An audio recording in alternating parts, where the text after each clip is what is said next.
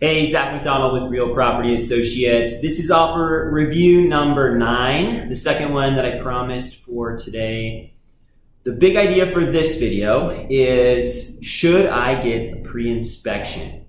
Now, this comes out of an offer that my clients actually just lost, where there were multiple offers and the price was bid up, contingencies were waived. And I want to talk a little bit about the pre-inspection piece because it actually ended up being pivotal in our offer. So the quick story, my clients did a pre-inspection, so they liked the house. We didn't know that at that point there weren't any other offers, but we could assume that there were going to be some. So we did our inspection ahead of time, and during that inspection we found a few things that were troubling. And we wanted to investigate those things further before committing to move forward with the house. And so we actually ended up making an offer that was below the asking price, and we also maintained all of our normal contingencies, financing, inspection, although a shorter inspection time, but we did maintain all of our contingencies. And we made our offer assuming that there might be some more competition, but hoping to the contrary, hoping that maybe it was just us in this situation and that we would be able to get the house below the asking price and with those contingencies. And the big reason is because that's the walkaway point that my clients had decided. And so for them, they didn't want to pay more and still have to take on these things that we found during the pre-inspection. Now, the value to them was informational, right? They got to learn about the house, they got to see the deficiencies, and it helped inform their offer.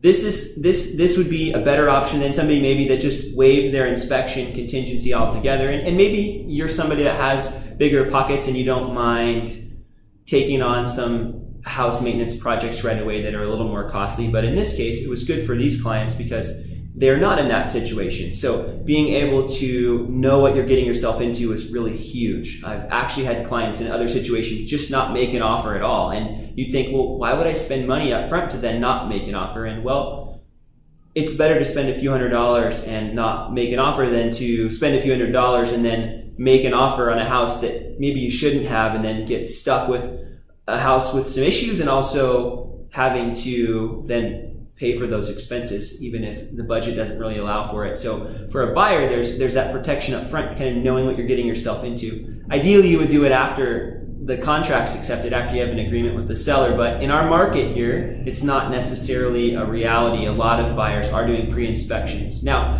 for a seller, should you allow pre-inspection, or why would you want to allow pre-inspection? I think it's a great idea to allow pre-inspections. I guess there's something that could be damaged during an inspection, and having multiple inspectors in your house could potentially cause damage. But I think the overall benefit to it outweighs those risks. And the benefit being to you get a buyer that has less contingencies on their offer and a more sure bet when they make their offer to you. So if there's multiple offers and buyers don't have an inspection contingency, there's less opportunity for them to back out on the sale. So I think there's definitely some benefits to you as the seller, and they also can't negotiate down with you later on, which you would see somebody do, or try to get some concessions if there were issues with the house. Some sellers actually even elect to do an pre-inspection before they list so that they can fix some items or at least just tell buyers what is out there, and as an additional disclosure, essentially. I don't necessarily recommend that, but it is something that some sellers elect to do. So that's what I've got to say about the pre-inspections there. We didn't, unfortunately, get the house. There were 2 other offers, and it ended up going over the asking price, and the buyer actually had less contingencies as well. So kudos to them. It wasn't the house for my clients at that price point, but did want to give you the update here and teach you the lesson that I pulled from this.